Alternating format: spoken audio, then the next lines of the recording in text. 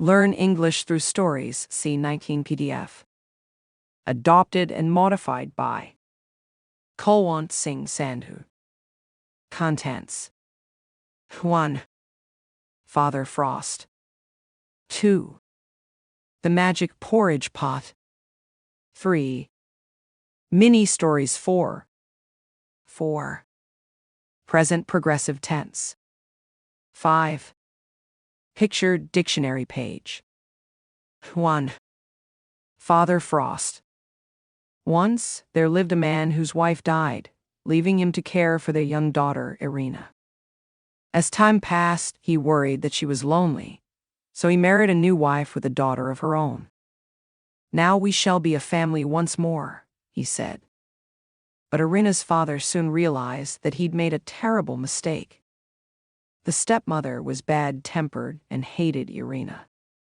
She made her work hard, chopping wood, feeding the pigs, and scrubbing the floor, while her own daughter, Nana, lay in bed all day, eating cake. If Irina or her father dared to complain, she threw pots and pans at them both. One winter's morning, the stepmother announced it was time for Irina to marry. "Everything is arranged," she told Irina's father. "Fetch the sleigh, take the girl into the forest, and leave her by the tall pine." "But she'll freeze in the cold," cried Irina's father.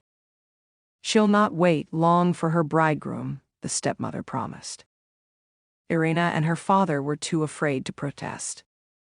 Irina gathered her belongings silently. The only food she was allowed to take were peelings from the pigsty. The stepmother watched them right away and laughed at her cruel trick. "Goodbye and good riddance," she cried. Irina and her father rode deep into the forest. When they came to the tall pine, he couldn't bear to leave her. "Don't be sad, father," said Irina bravely. "Hurry home, or you'll be in trouble." When he'd gone, Irina sat on a tree stump, shuddering with cold, and pulled the bundle of peelings from her pocket. Suddenly, she heard footsteps in the snow. Along came a glittering figure with a white beard, sparkling the trees with frost and showering them with icicles. Father Frost stopped and gazed at Irina. "Are you warm, little maid?" he asked. "Yes, sir, I'm warm," said Irina politely, although her teeth chattered. Father Frost stepped closer, making ice form at her feet. "Are you still warm, little red cheeks?" he asked. "Yes, they're still warm," said Irina, although her toes were numb. Father Frost stepped closer, making snowflakes fall. "Are you still warm, little blue lips?" he asked. Irina struggled to speak, for each breath stabbed like needles in her chest. "Yes, sir, warm enough," she whispered. Then Father Frost saw Irina's brave smile and took pity on her. He wrapped her in a scarlet cloak and warm blankets. That night, Irina's father couldn't sleep. At dawn, he rode into the forest, fearing his daughter was dead. But to his joy, he found Irina alive, warmly dressed with a chest full of presents at her feet. The stepmother was furious when they returned. "Nana must go to the forest," she said. "She deserves richer clothes and presents than Irina." So, the next morning, Irina's father took Nana into the forest. Nana waited expectantly at the tall pine, eating cake. Before long, Father Frost appeared. He stopped and stared at Nana. "Are you warm, little maid?" he asked. "Of course not," snapped Nana. "Give me a cloak." "A fur one would suit me." Father Frost frowned and stepped closer. "Are you warm, little red cheeks?" "No," shouted Nana. "I need a fur hat and boots too." Father Frost stepped closer, shaking his head. "Are you warm, little blue lips?" "No," shrieked Nana. "Are you deaf, old man? Just give me the chest full of presents and make it big." Then Father Frost saw Nana's greedy eyes. He raised his staff. The next morning, the stepmother herself went into the forest. She found Nana, pale as ice, wrapped in a cloak of frost, with nothing but a box of pine needles at her feet. She hugged her shivering daughter tight, but Nana was so chilled that they both froze to death on the spot. 2. The magic porridge pot. One winter's day, Hans was walking to school when he met an old woman asking for food. Hans came from a poor family and only had a crust of bread for his lunch, but he happily shared it with the old woman, for he knew how it felt to be hungry himself. On the way home, he met the old woman again. She handed him a little cooking pot. "This is to thank you for your kindness," she said.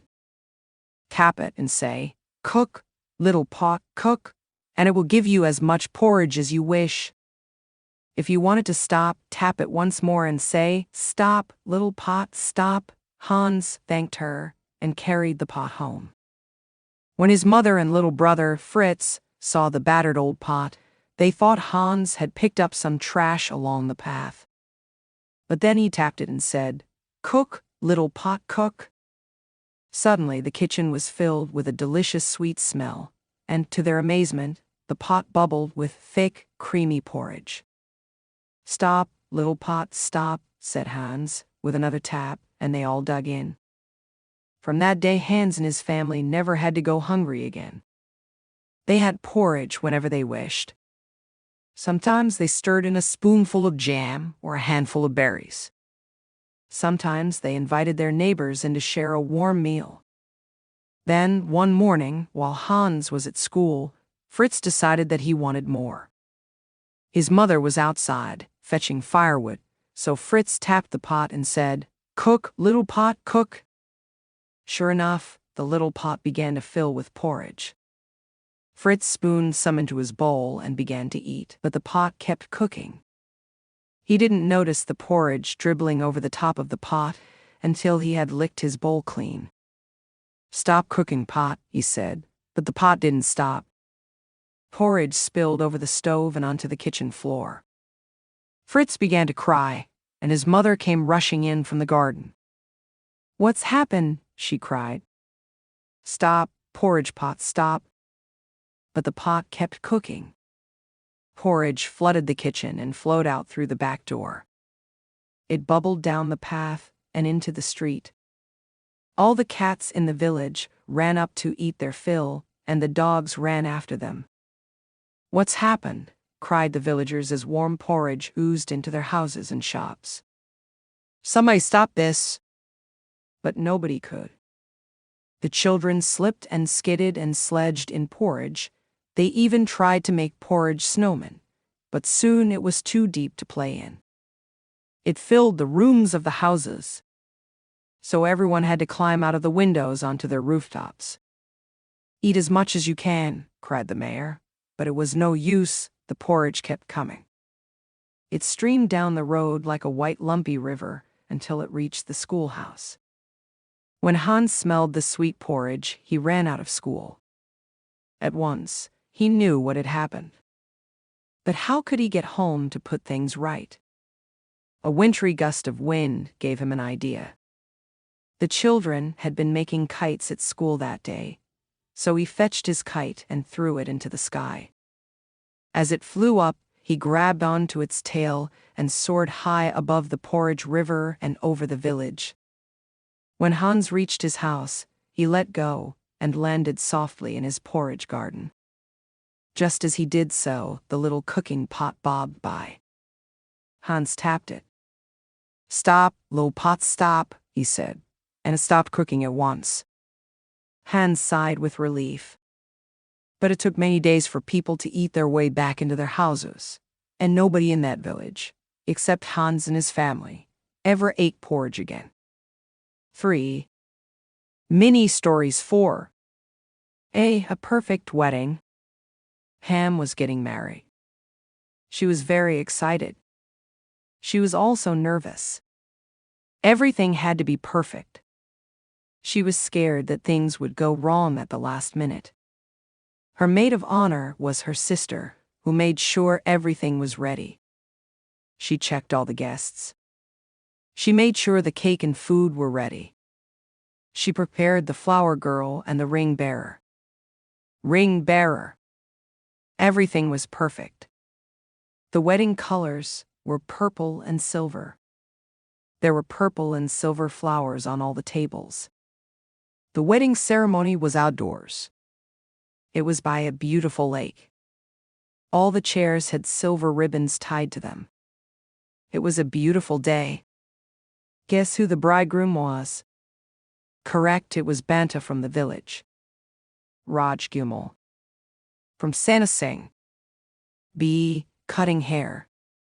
After passing her +2 exams, Banto joined IELTS classes and achieved level 6 for reading, writing, listening, and speaking. Then she went to Canada to study hospitality. Banto's hair was getting long. She was starting college soon. Banto wanted to cut her hair before college started.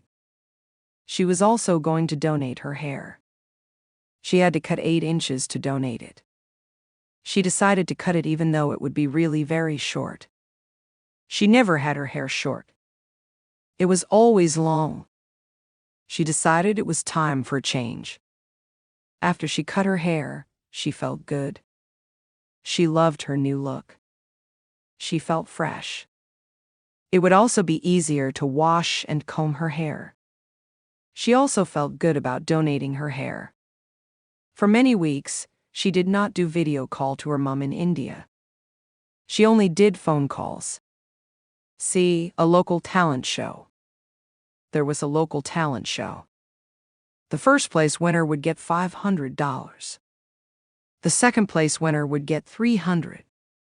The third place winner would get $100. It was free to participate. Tickets were sold for $5 per person. Everyone was excited to perform and also watch. There were all kinds of acts, including the typical singing and dancing acts, exciting magic acts, and extreme cycling. The whole town was excited. Tickets were sold out. The money raised from the tickets would go to a local charity. The charity was for the homeless. Banta participated in the show. His item was Punjabi Bhangra. He did not achieve the first place, but came third. $100 for the charity was good. He was super happy. All his friends congratulated him. He took them to a restaurant and cost him $310, and Birbal the Wise. One day, a rich merchant came to Birbal. He said to Birbal, "I have 7 servants in my house. One of them has stolen my bag of precious pearls. Please find out the thief." So Birbal went to the rich man's house. He called all the 7 servants in a room. He gave a stick to each one of them. Then he said, "These are magic sticks.